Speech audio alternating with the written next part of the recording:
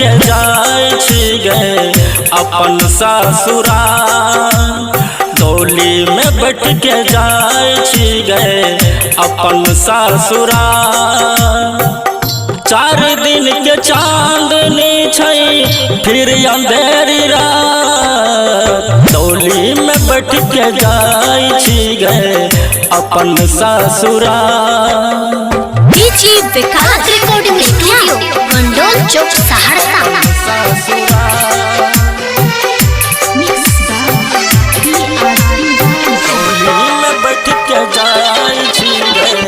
बचपन दोनों जने रहिए एक साथ।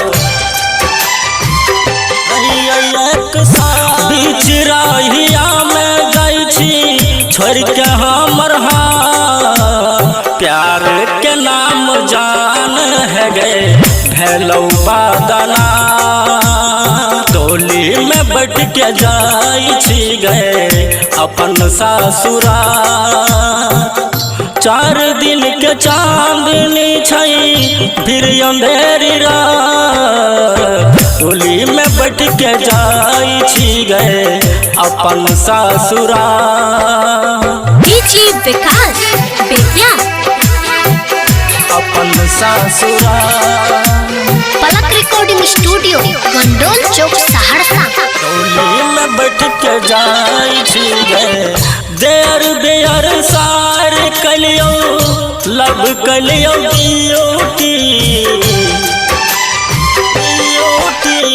इंदर बेदर्द का है छो बन जो जान सुईटी। है गए मुश्किल में पैर गेलो सुनही आए हमर जान। डोली में बैठ के जाई छी गे अपन ससुरा।